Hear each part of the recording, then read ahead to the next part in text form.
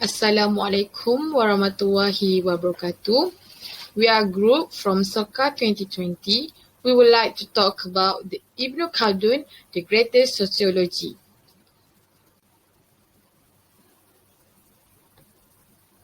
This is our group member. My name is SABRINA binti SHAHFRI, matric number 20188838.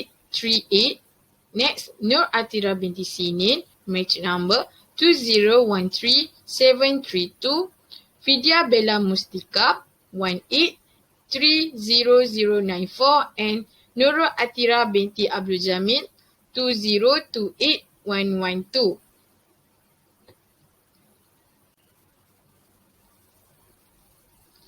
Okay.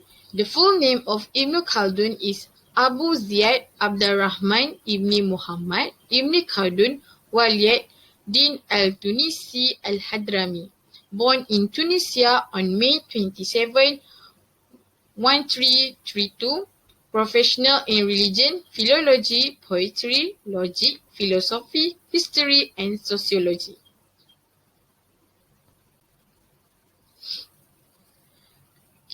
One of the concepts that Ibn Khaldun has shown is Badawa and Hadara. Ibn Khaldun classified human organization in two types. That means Badawa and Hadara. Badawa mean life in the primitive life like nomad, move one place to one place in a short time. This is because they travel around because they want to find pasture and water to their animal. And Hadara means civilized life or urbanism. Or that means Hadara society most like live in a city with have a good facility.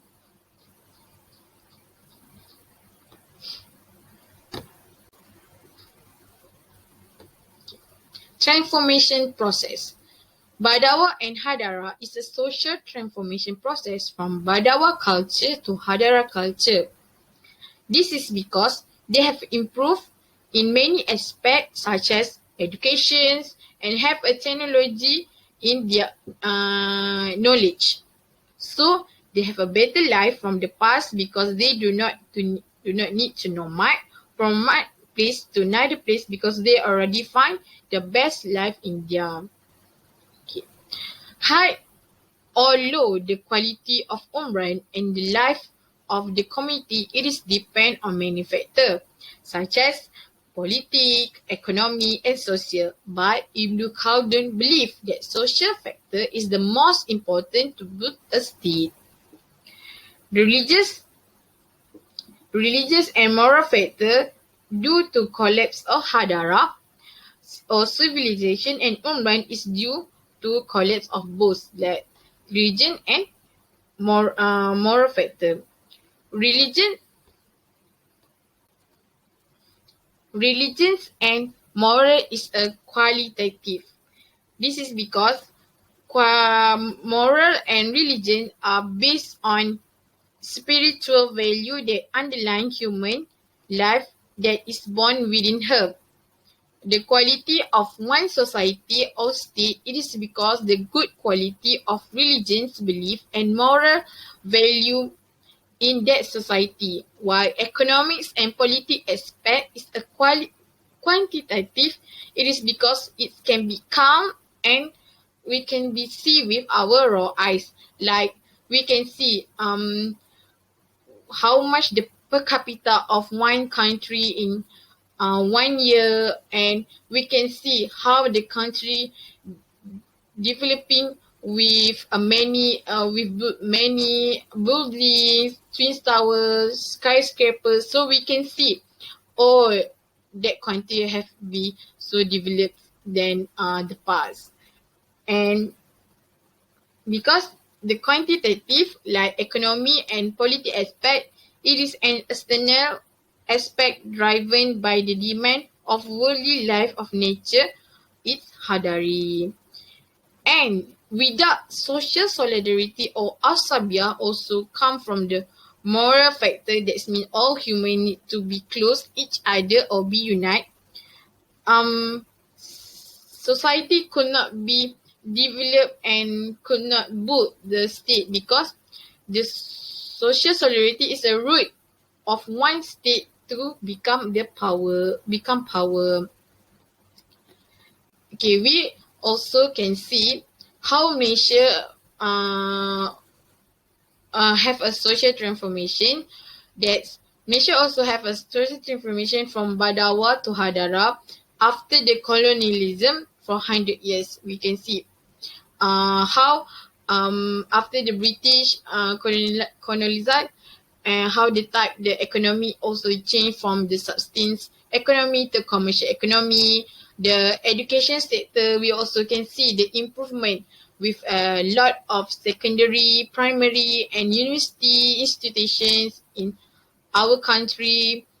We also can, when we have a lot of education institution, we can also produce a lot of educated people, and will help our country to more develop from year to year.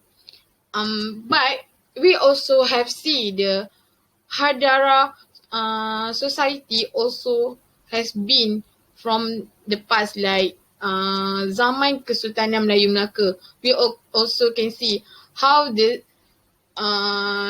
Sultan Mansur Shah built a state with a good facility, have a education institution like masjid. They used to be place that we learn knowledge.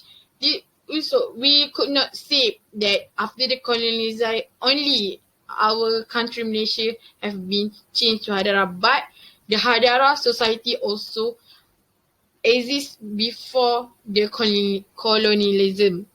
And we also can see the Asobia spirit strong in Malaysia. For example, we can see our ancestors fight together to ban the Malayan Union and get the independence from British Empire.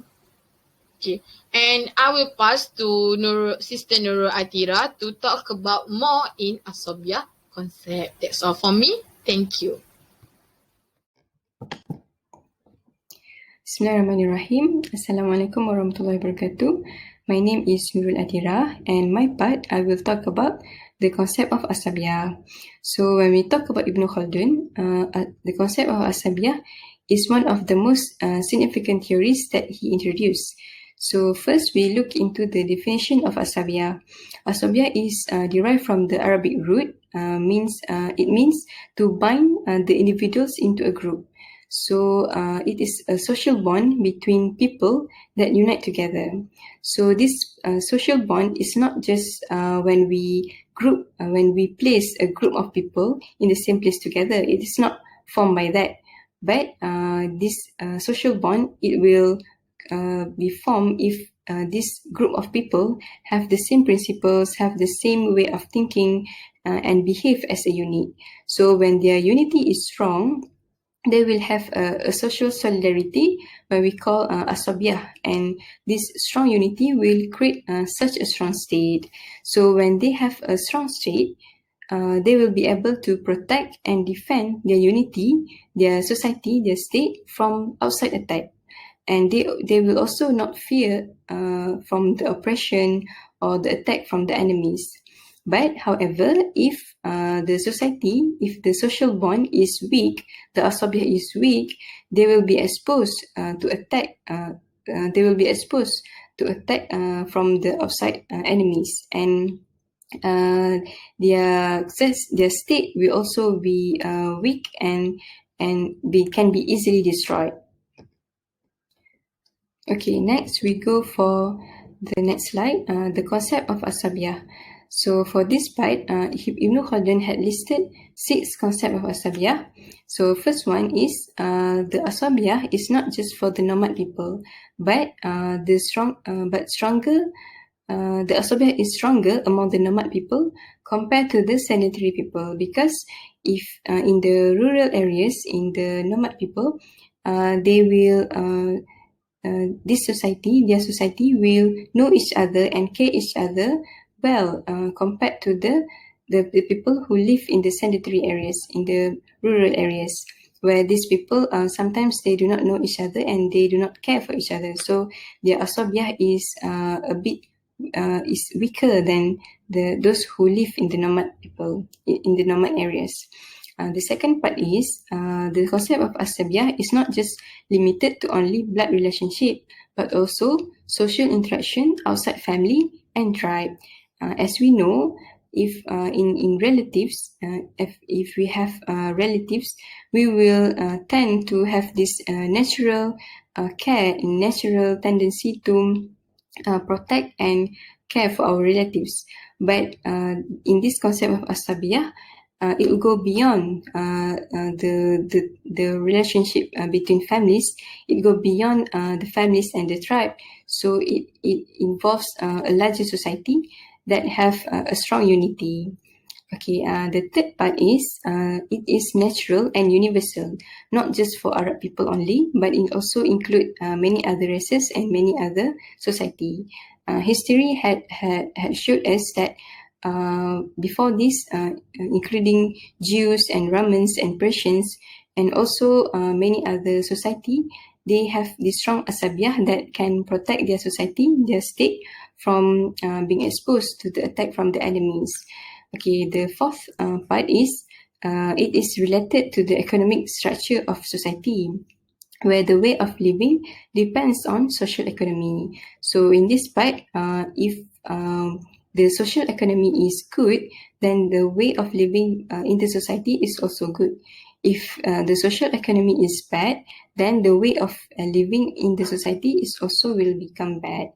Okay, the fifth one, it is also create a strong relationship between asabiah and religion. For Arab people, their unity will be stronger with religion, because if the society they ignore the religion, then the society will be collapsed. Because as one of the example, if in the society the religion rules and regulations will make them not go for greedy things.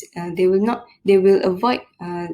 They will prevent themselves from being greedy, because it is not something that religious wanted them to do. So if they are strong in their religion, so the asabiah will be strong too. Okay, the last part, strong asabiah will create a strong organization of state and leadership that support each other. So in this part, this strong asabiah will make a strong organization, such as in economy, in education, in family, and also in government. And it will also create a good leadership, a strong leadership, a very good quality of leadership, where the leader and the ruler and the people of the society will become loyal and support each other to protect their country, their state from outside enemies. Okay, next we go for the impact of asabiah concept on the society.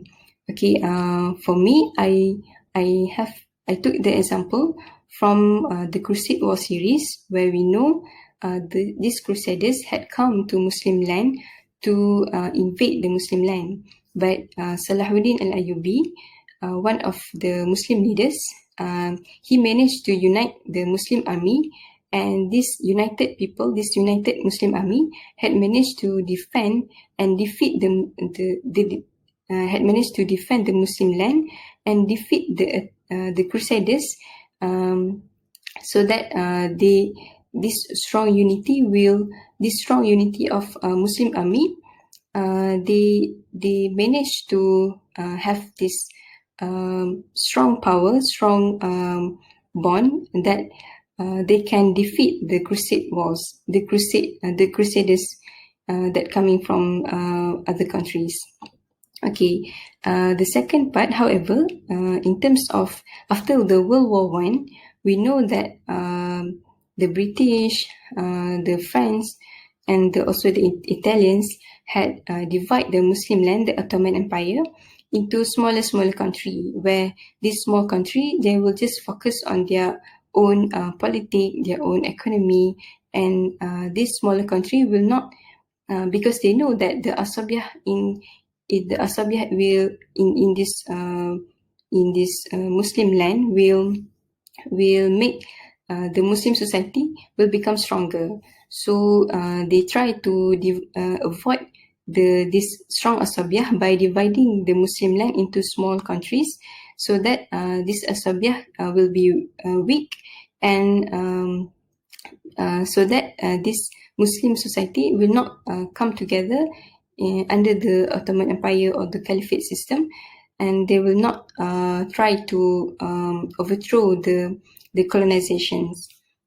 So, in Malaysia, this divide and rule policy also being implemented in Malaysia, where before the independence, where the British had brought the Indians and the Chinese into the Malaysia, where they divide these races in terms of into different divisions, where the Malays they divide the Malays just to produce in the farm, just to work in the farm.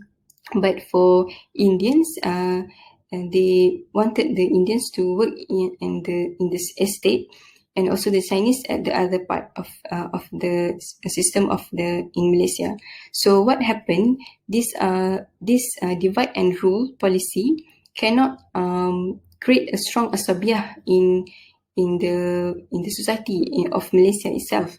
So what happened is on 13 May 1969, there was a riot where these races had fight and had become enemy to each other, and this incident become a black history in Malaysia, where this incident had caused many people being killed and also many property being destroyed. So this is one of the reason. This is one of the impact when the asabiah is not achieved, when the asabiah is weak, when the asabiah is not strong. So the people of the society will fight against each other, and they will not ready to protect the country. They will not ready to defend the country from the outside attack from the enemies. So this is also one of the impact if the asabiah concept is not being implemented well in the society. So next we go for today's reality. So as for me, asabiah cannot be achieved if we just gather a group of people together in the same place or in the same classroom or in the same house. So the strong asabiah we need understanding, we need tolerating and respect with each other among the people of the society. So in order to achieve that, we must improve today's society bond. As we know, as we can see, the people of the society today's they lack of understanding, they lack of tolerating and respecting each other. So in order to achieve that, these good quality traits must be developed starting from the younger generation, because they are the future members of the society. So this is a very important mission to do, because this if we cannot manage to build this strong asabiah, then it will impact the society, because it will impact the state of the country, because the state will be destroyed and the country will be collapsed, and it will be exposed to many attacks from the outside, from the enemies outside of the state. So that's all from my part. Thank you very much. Bismillahirrahmanirrahim. Assalamualaikum. My name is ATHIRA binti SININ, and my metric number is 2013732. So today I will present about the rise and decline of the state, but I will be more specifically explain about the decline of the state. But before that, let me share some information about the rise and decline of the state. Okay, first one, Muslim society also have idea will impact either positive and negative in the building of the society. Ibn Khaldun do the concept of social solidarity to create the unity. Therefore, the state is the natural goal of asabiah. Furthermore, if we have solidarity, no one can attack us. And the last one is the rise and decline of the state need based on religion. So this is failed state characteristic. Failed state at least shows some of these following characteristics. Okay, so the first one is lost control of the territory, and the second one is failed to provide a good public service, and the last one is unable to interact with other states. Okay, this is the factors for the decline of the state. So, according to Ibn Khaldun, the state must build upon in two foundations. The first one is asabiyah and the second one is luxury. So, the meaning of asabiyah is find its expression in force and soldiers, but then strongest asabiyah can be weak by luxury. So, the first factor is weak religious influence. Okay, according to Ibn Khaldun, when we create the state, religion play a crucial role because religion make people unite and agree on issue. So to build a state, need to make some religious coloring. To illustrate my point here, without religion, we can create society. People will become selfish and fight each other, and the result, the state will be break. So the second one is luxury. At first, lux is to provide additional strength to a state. It helps to increase the clients and followers. But if we use this luxury to create power, to terrorize society, it will lose and the state will have a destruction. Based on Ibn Khaldun, what happened in Arabia, they use luxury to relax, and if they don't have money, they will leave. Okay, the third one is the ruler's reliance on helpers and partition from groups unrelated to the state or to his asabiyah. Okay, those helpers are known for their toughness, and accordingly he used them as an army, believing that they will be better able to suffer the hardship of wars, hungers, and privation. Okay, to illustrate my point here, it is possible to ask protection from stranger. Only nation can protect our country. So the result, there will be a destruction of the society because they ask protection from the stranger. In fact, they will betray you and steal our country. They don't care at all. Okay. Furthermore, my point is selection of and control over the rulers by others. Because of the ruler dependence upon people that related to him, it is possible that his close associate and interest gain power and take over the throne or the political organization. It is also possible that the ruler may be secluded and deprived of all political power. Okay, so the last factors for the decline of the state is tyranny. When the ruler's power is firmly established, he begins to claim all the glory himself. He also appoints a person whose sole function is to prevent people from having access to ruler. So if you create the group, if you create the gap between the government and the society, it will have a distraction. So during the rulership, he developed the peculiar qualities. For example, if the ruler don't like the person, he will punish them. So because of the tyranny, the ruler normally develop egotism, or known as ta'ullah. Okay, this is the discussion. Okay, the impact of the decline of the state nowadays. Okay, this is the reality that we face nowadays. If the state don't have a good characteristic to create well-being, it will contribute to many consequences, including social, political, and economic.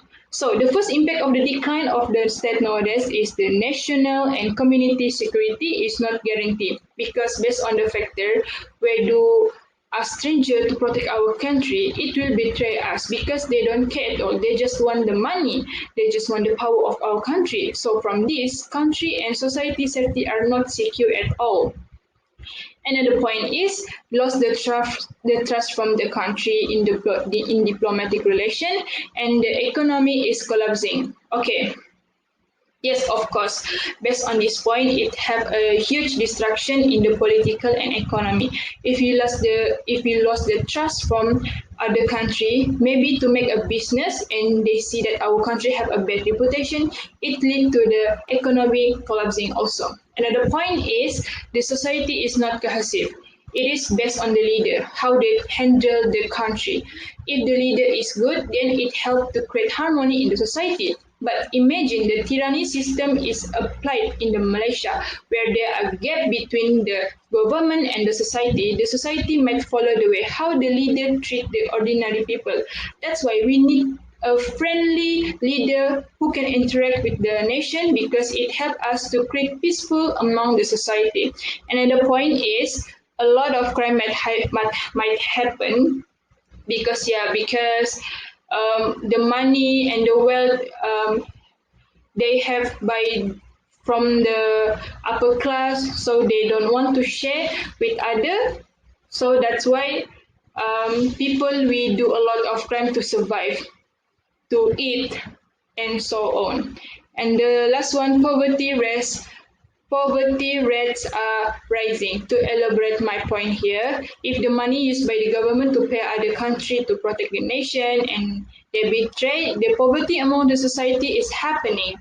And the tyranny system also a selfish system where the leader are ego and don't want if the society to make money and become rich, so the leader will punish them. So that's why the society life is static, and the richer become more richer and the poor people become more poor.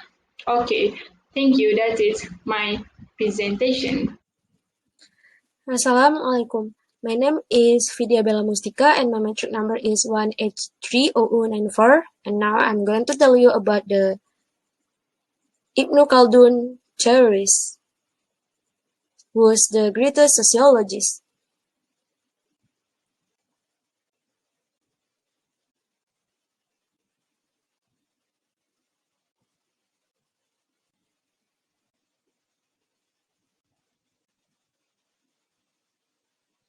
Firstly, I'm going to tell you about the characteristics of good state based on Ibn Khaldun.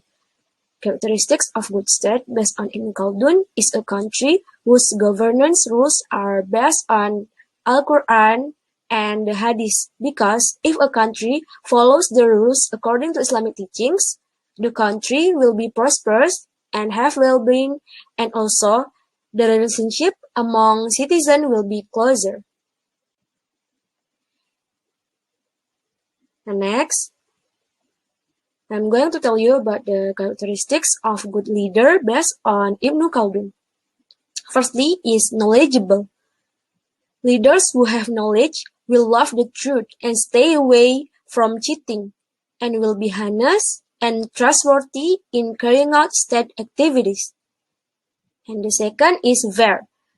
Leaders must also be fair, be able to solve problems fairly and impartially, and must also make fair decisions between the two parties, namely, no one is harmed. And thirdly is have a lot of ability.